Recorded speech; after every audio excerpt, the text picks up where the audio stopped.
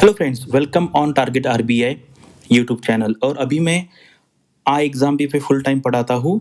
और आज हम इस वीडियो में आरबीआई असिस्टेंट 2021 की स्ट्रैटेजी देखने वाले हैं और इसमें हम 75 डेज का प्लान डिस्कस करेंगे। आप सबको पता है आरबीआई असिस्टेंट का जो टेंटेटिव एग्ज़ाम डेट है प्रीलिम्स का, वो नियर अबाउट 24 और 25 सितंबर 2021 के आसपास होगा।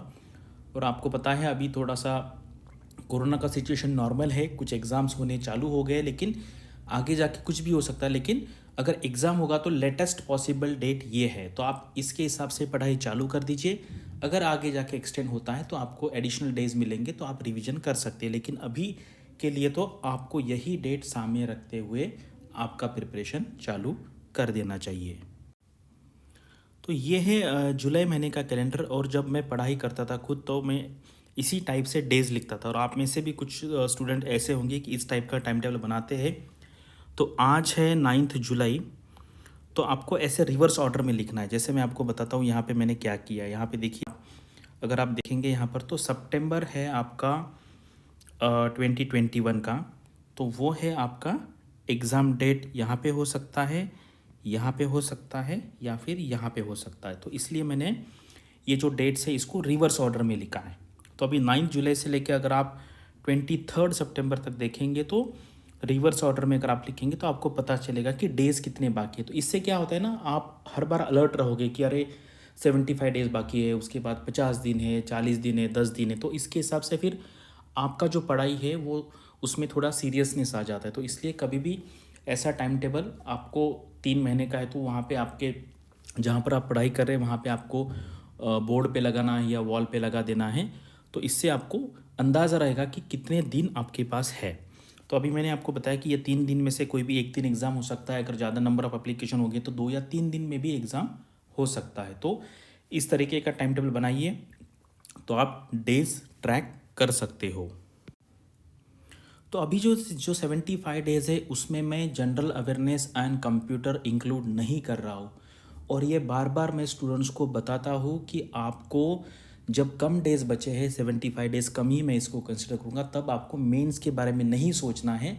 और अगर आपको अभी से करेंगे तो फिर बाद में जब आप प्रीलिम्स क्रैक नहीं करेंगे तो फिर आपको समझ में आएगा कि यार मैंने उस टाइम पे जीए कंप्यूटर नहीं करना चाहिए था। वो 10-15 दिन में भी हो सकता है। लोगों को, मुझे पता है, लोगों ने 3-3 दिन में किया। अगर आपके सामने करेक्ट रिसोर्स है ना, आपको पढ़ना है, तो आपका 3 दिन में भी हो सकता है। 3 दिन तो नहीं, आपको तो कम से कम 20 दिन मिलेंगे। लेकिन मैं एक्सट्रीम केस आपको बता रहा हूँ। तो अभी आपको क्या करना है, बिल्कुल ही जीए एंड कंप्यूटर के बारे में नहीं सोचना है। उसका क्या करना है मैं आपको आगे बताऊंगा। तो अभी यहाँ पे ये टोटल 6 प्लान्स है मेरे पास, ठीक है। ये अलग अलग स्टूडेंट, आप देखिए आप किस कैटेगरी में बैठते हो। जैसे ये है न्यूमेरिकल एबिलिटी, और आपको पता होगा आरबीआई असिस्टेंट में क्वांटिटेटिव एप्टीट्यूड नहीं लिखा है, वहाँ पर लिखा है न्यूमेरिकल एबिलिटी। यानी कि थोड़े से हम कहते हैं ना कि अरिथमेटिक टाइप के कैलकुलेशन बेस्ड क्वेश्चन वहाँ पर ज़्यादा होंगे। तो किसी का न्यूमेरिकल एबिलिटी स्ट्रांग हो सकता है, किसी का इंग्लिश स्ट्रांग हो सकता है, किसी का रीजनिंग स्ट्रांग हो सकता है, या फिर ऐसे भी स्टूडेंट की जिनके सभी सेक्शन स्ट्रांग है, ऐसे स्टूडेंट की जिनके सभी सेक्शन वीक है, और बहुत सारे स्टूडेंट ऐसे कि उनको पता ही नहीं कि उनका क्या अच्छा है क्या अच्छा नहीं है।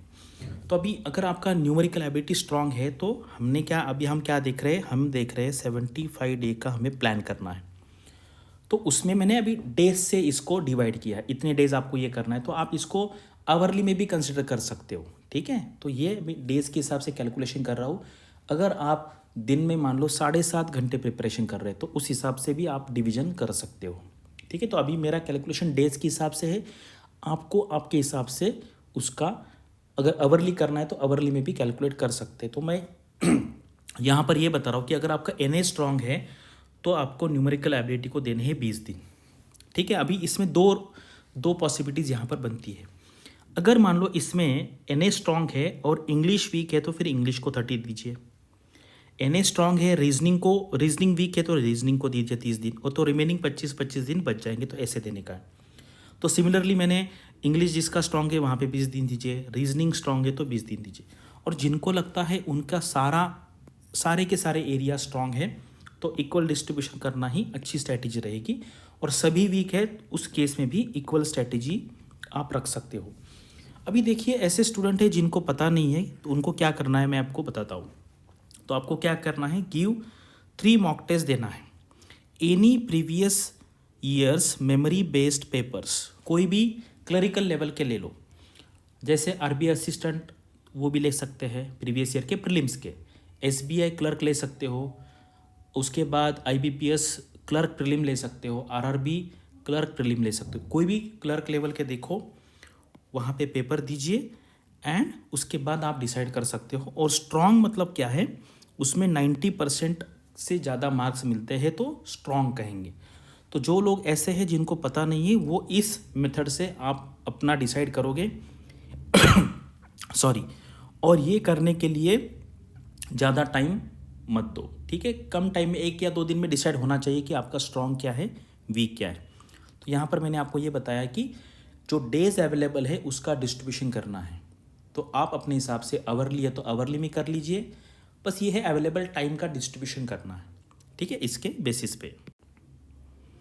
अभी ये है कि अभी एक्चुअल क्या करना है, ठीक है। अभी ये तो पता चल गया कि मुझे कितना टाइम देना है, अभी एक्चुअल क्या करना है। इसमें 2 सिनारियो बनते हैं। एक है कि आपको थ्योरी पता है, और मोस्टली मुझे लगता है सब लोगों को थ्योरी पता होगा कि थ्योरी में है क्या, रीजनिंग में तो कुछ थ्योरी नहीं है। बस अगर किसी को डायरेक्शन पता नहीं है, साउथ वेस्ट है वो देख लीजिए, अदरवाइज पाइथागोरस थ्योरम लगता है वहाँ पर। तो ऐसे बेसिक बेसिक थ्योरीज है वो देख लीजिए। क्वांट में कुछ थ्योरी रहती है, कुछ फॉर्मूलेज रहते हैं। और उसके बाद इंग्लिश में थ्योरी मतलब बेसिक के ग्रामर रूल देखना है तो देख लीजिए, अदरवाइज वोकैबुलरी देखनी देख लीजिए। तो अगर आपकी थ्योरी अच्छी तरीके से हो गई है तो आपको क्या करना है, देखो कि आपको डेली आपको 2 फुल लेंथ टेस्ट देना है। तो प्रीलिम का फुल लेंथ टेस्ट मतलब जिसमें 100 MCQ हो और जिसका टाइम हो 60 मिनट्स, जो एग्ज़ाम के जैसा होता है उसी तरफ से, और उसका फिर बाद में एनालिसिस करना है।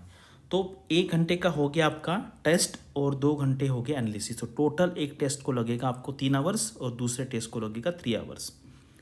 और फिर बचे हुए जो 2 दिन है, मतलब यहाँ पे मैं टोटल 8 आवर्स का टाइम देख रहा हूँ, यहाँ पे 8 आवर्स का।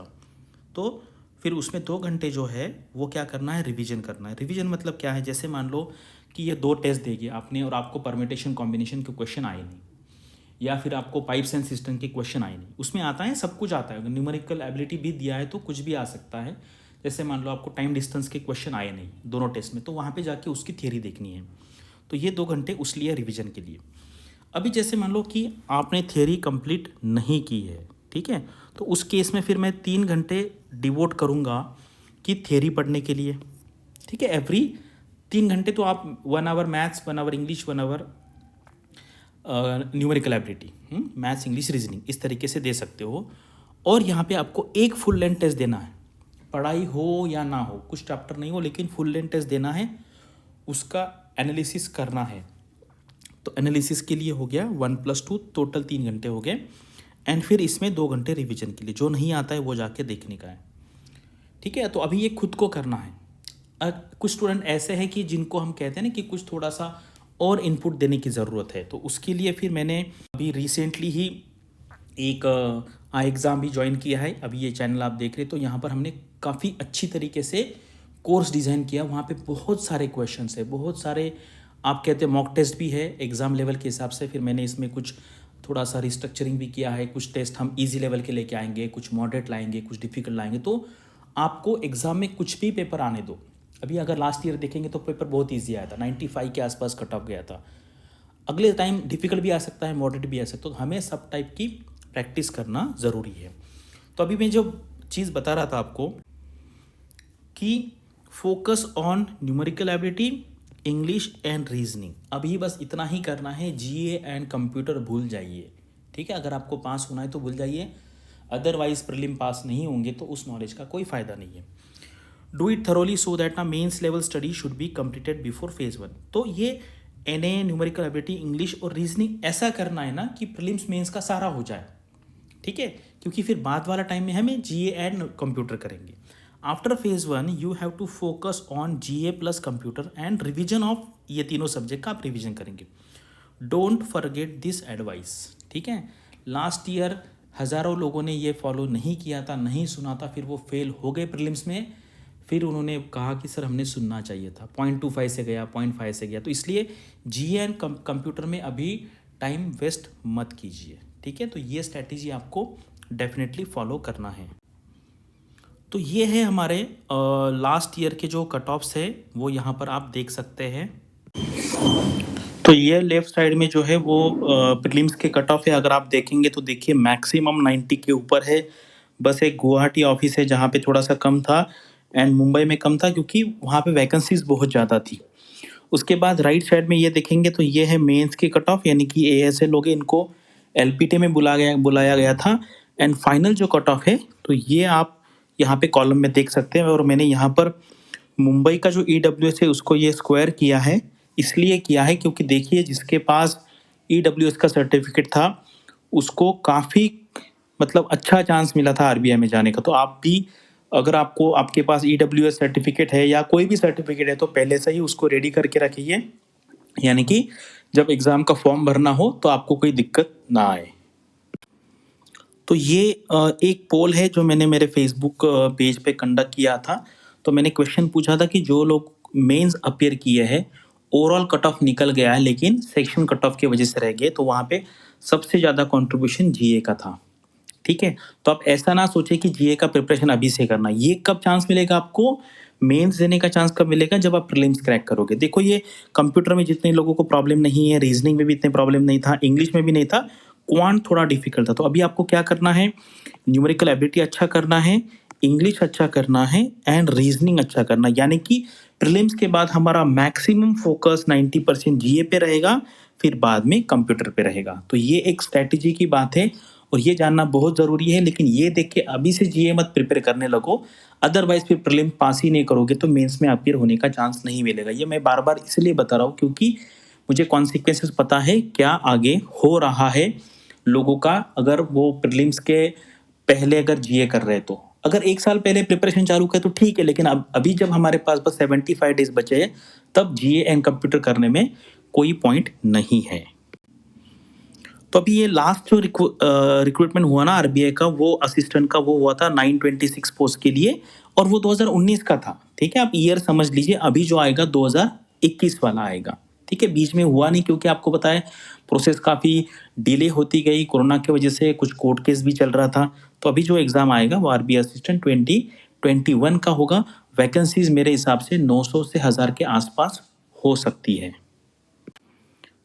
अभी ये ऐसे स्टूडेंट्स के लिए है जिनको मतलब अभी कुछ पता नहीं है, नए नए लोग हैं, कैसे प्रिपरेशन करना है, कहाँ से पढ़ना है। यूट्यूब पे देखेंगे तो इतने सारे वीडियोस है, कन्फ्यूजन हो रहा है कि क्या पढ़े, क्या देखे, क्या ना देखे।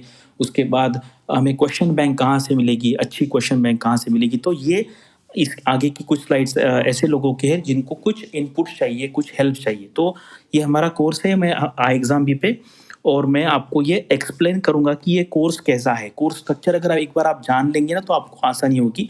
ये हमारा डैशबोर्ड है, जैसे डैशबोर्ड आप ओपन करेंगे तो यहाँ पे ये टैब से इंट्रोडक्शन स्ट्रेटेजी, यहाँ पे देखेंगे तो introduction, guidance, preparation strategy, previous year papers आपको यहाँ पर मिलेंगे। उसके बाद एक प्रीलिम्स का टैब है, मेंस है, लाइव क्लासेस भी होती है, टेस्ट भी है। तो लाइव क्लास होना बहुत ज़रूरी है, अदरवाइज क्या ना आप वीडियो देखते जाएंगे और आपको डाउट आएंगे तो आप पूछेंगे किन से। तो इसलिए हमारे यहाँ पर जो एक्सपर्ट फैकल्टी हर सब्जेक्ट की, क्वांट हो, इंग्लिश हो, रीजनिंग हो, जीए हो, कंप्यूटर हो, वो सारी की सारी लाइव लेक्चर्स लेते हैं। तो आप लाइव लेक्चर में आपको उनको क्वेश्चन पूछने का मौका मिले। तो अगर आप यहाँ पे देखेंगे तो जैसे मैं प्रीलिम्स का टैब ओपन करूँगा तो यहाँ पे आपको ऑब्वियसली 3 सेक्शन ओपन होंगे, रीजनिंग है, न्यूमेरिकल एबिलिटी है, इंग्लिश है। बाद ये मेंस में आपको पता है यहाँ पर जीए ऐड होगा एंड कंप्यूटर होगा। तो यहाँ पे जाने के बाद अंदर क्या दिखेगा वो भी आपको मैं बताऊंगा। अब ये लाइव क्लास रिकॉर्डिंग है तो जितने सारे हमारे सेक्शंस है उसकी लाइव क्लासेस होती है, और अगर आपका कोई लाइव क्लास मिस हो गया तो उसकी रिकॉर्डिंग भी आपको मिलेगी। अभी ये टेस्ट है, यहाँ पे आपको प्रीलिम्स की टेस्ट मिलेगी, मेंस की टेस्ट मिलेगी। तो आपको टेस्ट देना चाहते हैं तो दे सकते हैं, लेकिन मुझे लगता है अभी तो प्रीलिम्स के टेस्ट पे ही मैक्सिमम आपको फोकस करना चाहिए। तो अभी जैसे ही आप प्रीलिम्स की टेस्ट ओपन करोगे तो आपको यहाँ पे काफ़ी सारे टेस्ट दिखेंगे। उसके बाद आपको जो प्रीवियस ईयर के मेमोरी बेस्ड क्वेश्चन जैसे 2017 का है या 2019 का है वो भी यहाँ पे आपको मिलेगा। और अभी मैंने हमारे टीम से कहा है कि अभी और इसमें 10 टेस्ट ऐड करें। ठीक है, 10 टेस्ट ऐड करने के बाद और उसको हम कैटेगराइज भी करेंगे कि इजी लेवल के टेस्ट है, मीडियम है, डिफिकल्ट है।